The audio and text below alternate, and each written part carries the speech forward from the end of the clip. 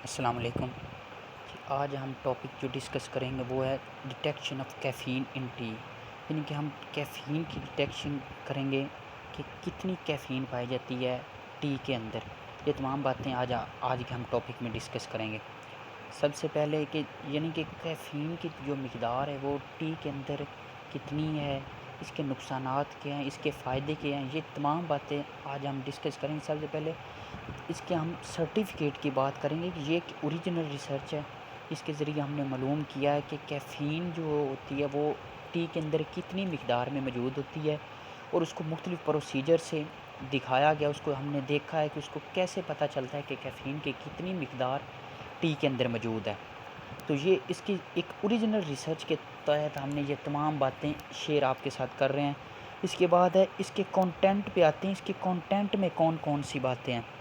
तो सबसे पहले इसके कंटेंट पे देखते हैं कि इसके सर्टिफ़िकेट, उसके बाद इसके एक्नॉलेजमेंट है कि इसका इल्म क्या है, इसके फ़ायदे क्या हैं, कैफ़ीन क्या है, उसकी तमाम बातें इसमें हमने डिस्कस करनी है। उसके बाद इसका कैफ़ीन का इंट्रोडक्शन करवाना है कि कैफ़ीन असल में है क्या चीज़, क्यों इस्तेमाल होती है, कहाँ इस्तेमाल होती है, इसमें केमिकल्स कौन से पाए जाते हैं, वो कैसे इंसान की बॉडी को स्टिमुलेट करते हैं, ये तमाम बातें इंट्रोडक्शन। उसके बाद थ्योरी है इसकी, यानी कि थ्योरी के अंदर जो इसमें केमिकल पाए जाते हैं उसके साथ इसको हल किया जाता है, उस सॉल्वेंट के साथ ऐड किया जाता है। ये तमाम बातें देखेंगे। उसके बाद इसके यूज़ेज़ हम डिस्कस करेंगे कि ये यूज़ कहाँ पे होती है कैफ़ीन। असल में जो हमारी बॉडी को मुतहर्रक करती है, उसको स्टिमुलेट करती है मुख्तलिफ़ प्रोसेस के लिए, और इसके काम क्या हैं, ये तमाम बातें। उसके बाद जिस चीज़ का फ़ायदा और नुकसान, तो इसके इफ़ेक्ट हमने देखने कि इसके इफ़ेक्ट कहाँ-कहाँ करती है। तो इसके इफ़ेक्शन भी देखेंगे, यानी कि जो हमारी बॉडी को स्टिमुलेट कर रही है कोई चीज़, उसके कोई ना कोई नुकसानात तो ज़रूर होंगे, वो हमने नुकसान भी डिस्कस करने हैं। उसके बाद इसका प्रोसीजर है, यानी कि ये किस प्रोसीजर के तहत हमने लीफ के लिए, चाय के, टी वगैरह के, जिसके भी लिए, उसका प्रोसीजर क्या है, किसके तहत इस कैफ़ीन की मिक़दार को हम मालूम कर सकते हैं, वो तमाम प्रोसीजर इसमें देखेंगे। उसके बाद इसकी ऑब्ज़र्वेशन देखेंगे कि यानी कि इसमें हमने मुख्तलिफ़ तरह के लिए येलो लेबल टी लिए, रेड लेबल लिए, ग्रीन लेबल लिए, यानी कि मुख्तलिफ़ तरह तरह के हमने इसमें पत्ते लिए, और उस पे हमने एक्सपेरिमेंट किया और मालूम किया कि कैफ़ीन की कितनी मिक़दार इसमें मौजूद है। उसके बाद इसका हमने रिज़ल्ट देखना है कि इसका रिज़ल्ट क्या निकलता है, कि यानी कि इसकी कैफ़ीन की कितनी मिक़दार मौजूद होती है टी के अंदर। सबसे पहले हम इसके इंट्रोडक्शन को देखेंगे। इंट्रोडक्शन में हमने ज़्यादातर जो हमने इंट्रोडक्शन में हम देखेंगे, हम चाय जो ज़्यादातर इस्तेमाल करते हैं वो अपने घरों में इस्तेमाल करते हैं, आम डाइट के तौर पर अपने घरों में ज़्यादातर इस्तेमाल करते हैं, जिसके अंदर कैफ़ीन की मिक़दार बहुत ज़्यादा मौजूद होती है, और इसे हम नेचुरली एक डाइट के तौर पर ये आजकल इस्तेमाल करें। इसका सबसे पहले मेन जो असर होता है वो हमारे सीएनएस, यानी कि सेंट्रल नर्वस सिस्टम पे होता है, और हमारे स्केलेटन सिस्टम को बहाल करती है। जो कि बॉडी हमारी किसी की वजह से फिटीग होगी या कोई मसला या थकावट होगी, उस चीज़ को दूर करने के लिए कैफ़ीन जो चाय के अंदर पाई जाती है वो इस्तेमाल की जा सकती है। उसके बाद ये इंसान की थकावट को दूर करती है, हमारे सर दर्द को, यानी कि माइग्रेन हो रही है या हेडेक किसी को हो रही है, इस चीज़ को ये दूर कर देती है। उसके साथ-साथ ये हमारे जिस्म का टेम्परेचर उसको बहाल करती है। उसको अगर बढ़ गया हो, किसी वजह से कोई काम किया हो या दौड़ कर आए हों, तो हमारा टेम्परेचर जो अमूमी वो बढ़ जाता है ज़्यादा, उसको हमने कम करने के लिए कैफ़ीन इस्तेमाल कर सकते हैं। उसके बाद ये कैफ़ीन की मिक़दार चाय के पत्तों के अंदर सैंपल टू सैंपल वेरी करती है, यानी कि कुछ सब्ज़ पत्ते हैं, कुछ येलो के पत्ते हैं, कुछ और नस्ल के, यानी कि ये एक नहीं होती, ये सेम नहीं होती, इनकी मुख्तलिफ़ इक़साम होती हैं। उन मुख्तलिफ़ इक़साम के हिसाब से कैफ़ीन भी इनके अंदर पाई जाती है। उसके अलावा उसके अलावा हमने इसमें देखना है कि असल जो हमारा ज़हनी कॉन्सेप्ट बना हुआ है, वो ये कॉन्सेप्ट है कि चाय का जो में अंदर जो ज़ायक़ा होता है, जो रंग होता है, ये असल में कैफ़ीन होती है। ऐसी कोई बात भी नहीं है, ना ही ऐसी चीज़ कोई इसके अंदर पाई जाती है। ये दूसरे जो इंग्रीडिएंट्स पाए जाते हैं टी के अंदर, वो इसका कलर, वो इसका ज़ायक़ा बना देते हैं। लेकिन जो असल में कैफ़ीन होती है, इसका कोई ज़ायक़ा नहीं होता, इसका कोई कलर नहीं होता। ये मुख्तलिफ़ तरह की, ये हमारे मुख्तलिफ़ तरह की होती है। कैफ़ीन जो हमारे जिस्म को स्टिमुलेट करती है, यानी कि इसके अंदर एक केमिकल पाया जाता है जिसको हम ज़्यादा इस्तेमाल करते हैं, हेक्साथाइन।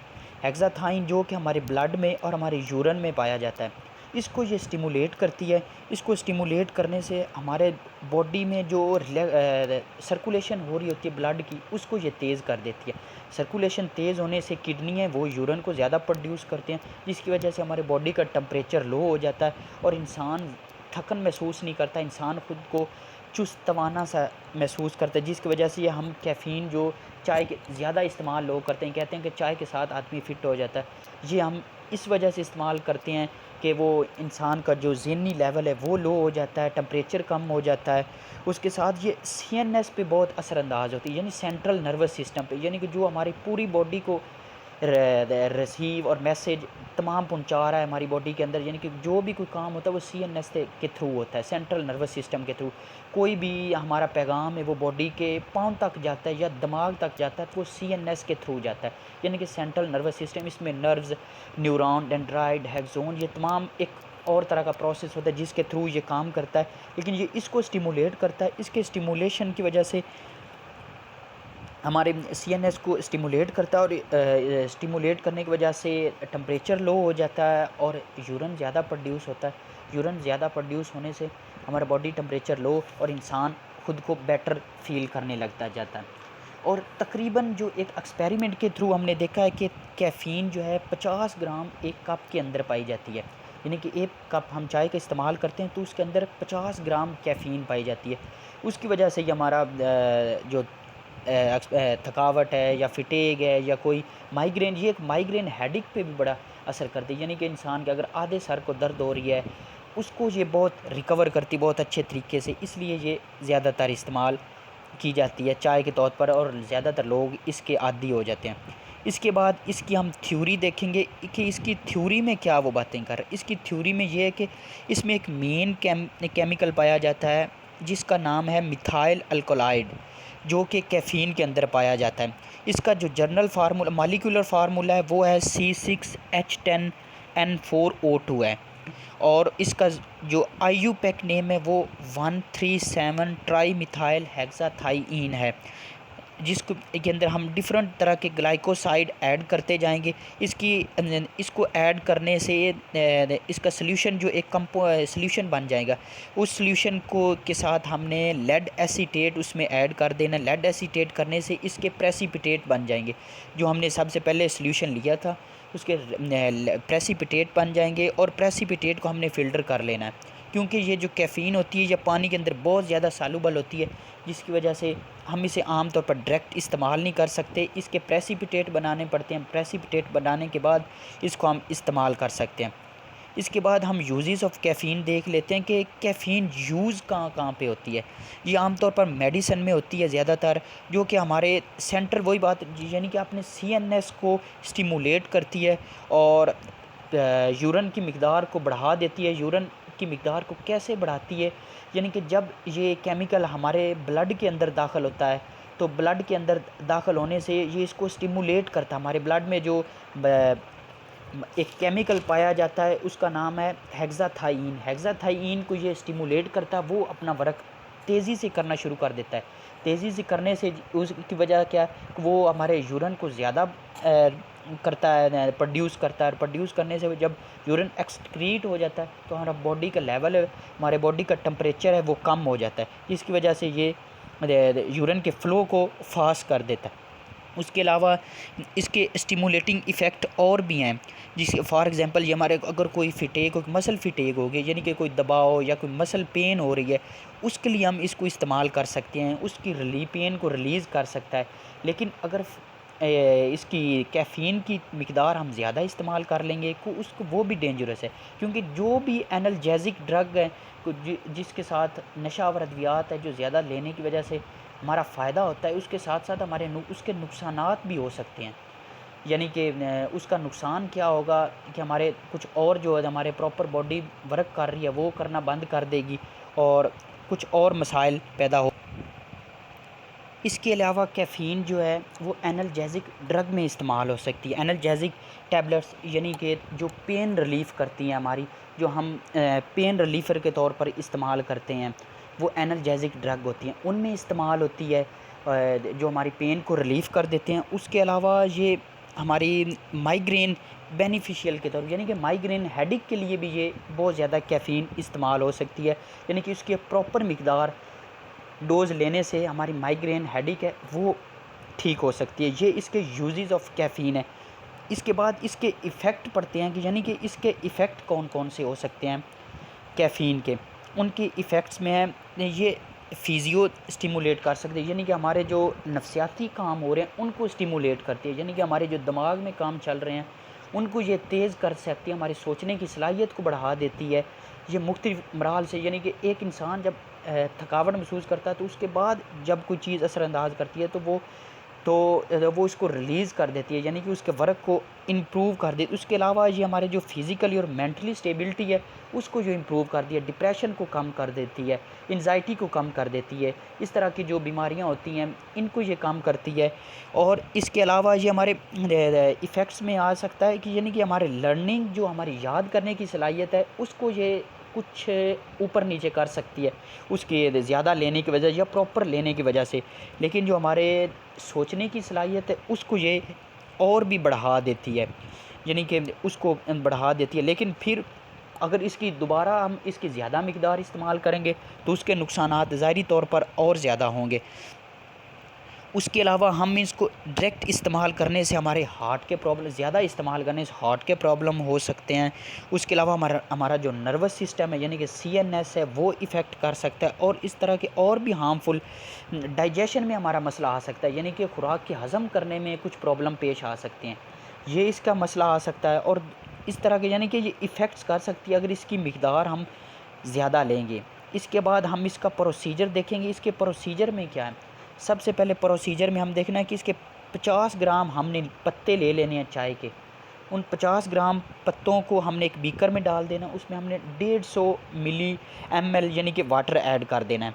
उसके बाद उसको हमने हीट करते जाना है, काफ़ी देर हीट करना है, यानी कि उसके बॉइलिंग पॉइंट तक हीट करते जाना है। उसका जब कलर चेंज हो जाएगा तो उसमें हमने लेड एसीटेट फिर दोबारा से ऐड कर देना है, यानी कि लेड एसीटेट डालने की वजह से वो प्रेसिपिटेट बनाएगा, क्लाउड से उसके अंदर बन जाएंगे। उसके बाद उसको हमने फ़िल्टर कर लेना है। फ़िल्टर करने के बाद उसमें हमने लेड एसीटेट उस वक्त तक डालते जाना है जब तक वो अपना कलर चेंज करता जाए, लेकिन जब वो रुक जाए यानी कांस्टेंट हो जाए तो उस वक्त हमने लेड एसीटेट उसमें डालना बंद कर देना है। उसके बाद दोबारा इस सॉल्यूशन को हमने फ़िल्टर कर लेना है। फ़िल्टर करने के बाद इस सॉल्यूशन को हमने ठंडा करना है, यानी कि थोड़ी देर के लिए इसको कूल कर लेना। कूल करने के बाद इसमें तकरीबन 20 ml हमने क्लोरोफार्म ऐड कर देनी है उस बीकर के अंदर, जो हमने अलहदा इसका प्रेसिपिटेट लिए उसके अंदर। क्लोरोफार्म डालने की वजह से इसकी 2 लेयर प्रोड्यूस हो जाएंगी सेपरेट। उनमें से एक ऊपर रह जाएगी क्रोमेटोग्राफी की तरह, एक नीचे। जो नीचे होगा वो कैफ़ीन नीचे बैठ जाएगी और क्लोरोफार्म ऊपर आउटर सरफेस पे जमा हो जाएगा। उसको हमने ऊपर से एक्सट्रैक्ट कर लेना है और नीचे कैफ़ीन मौजूद रहेगी, जिसकी वजह से हम इस कैफ़ीन के अंदर से फिर इसकी मिकदार मालूम कर सकते हैं कि यानी कि ये जो एक पत्ता है उसके अंदर कैफ़ीन की कितनी मिकदार थी। उसके अलग-अलग प्रोसेस इसकी हमने ऑब्ज़र्वेशन कर लेनी है। सेम क्रोमेटोग्राफी की तरह ये प्रोसेस होगा, यानी कि इसमें हमने 3 तरह के रेड लेबल टी एक ले लेना है, उसके बाद एक येलो लेबल टी ले लेना और एक ग्रीन लेबल टी ले लेना है। ये 3 तरह के हमने अलग-अलग लेबल ले लेने हैं, उस पे हमने इसका प्रोसेस करना है। सबसे पहले उसका हमने वेट कर लेने हैं, जिस चीज़ का भी हमने प्रोसेस करना है, जिस चीज़ की ऑब्ज़र्वेशन करनी है उसके सामान का हमने पहले वेट करना है, फिर उसके बाद उसमें केमिकल डाल के उसको ऑब्ज़र्व करना है। जो हमने रेड लेबल टी ली है उसके अंदर हमने चाइना डिश का वज़न जो है वो 46.60 ग्राम है। उसके बाद उसके प्रेसिपिटेट हैं उसका जो वज़न है वो 47.20 ग्राम है। उसको हमने उसकी अमाउंट उसमें जो हमने ऑब्ज़र्व की है वो कैफ़ीन की जो तकरीबन है वो है 0.60 ग्राम। ये इसके अंदर अमाउंट है जो रेड लेबल टी है उसके अंदर मौजूद है। उसके बाद हमने येलो लेबल टी ले लेनी है।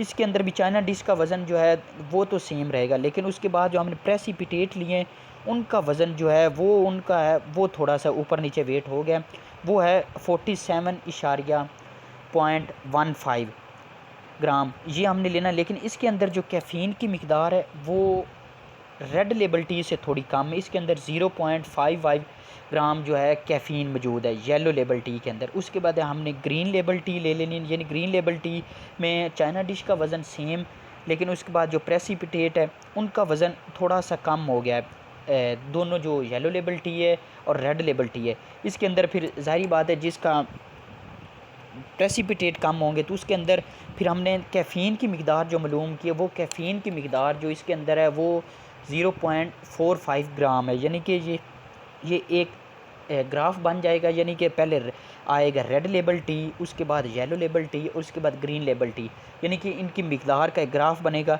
जो कि ऊपर से नीचे की तरफ आ रहा है। यानी कि रेड लेबल में ज़्यादा है, येलो लेबल में उससे कम और ग्रीन लेबल टी में उससे भी थोड़ा कम पाया जाता है। यानी कि इसका जो ओवरऑल रिज़ल्ट है वो हम देखेंगे कि क्वांटिटी जो है कैफ़ीन की रेड लेबल टी में 60 मिलीग्राम है और जो इसका सैंपल का वेट है वो 50 मिलीग्राम था। यानी कि 60 मिलीग्राम इसमें कैफ़ीन पाई जाती है 50 ग्राम के अंदर उसके सैंपल के अंदर। उस तरह येलो लेबल टी में वो 55 मिलीग्राम जो है कैफ़ीन पाई जाती है और जो क्वांटिटी है तीसरा जो ग्रीन लेबल टी है उसके अंदर 45 मिलीग्राम कैफ़ीन पाई जाती है। यानी कि ये इसके रिज़ल्ट हैं। इसके रिज़ल्ट से हम देख सकते हैं कि जो कैफ़ीन की मिकदार है वो कितनी पाई जाती है इन तीनों में। तीनों हमने इफ़ेक्ट्स देख लिए, तीनों हमने बातें देख ली, यानी कि अलग-अलग जो इसके ये जो सैंपल टू सैंपल वेरी करती है, यानी कि जो एक पत्ता है उसके ऊपर उसका कलर कोई और है, उसकी ख़ुसूसियत कोई और है, वो और किसी चाय का, इस तरह ये अलग-अलग वेरी करता है।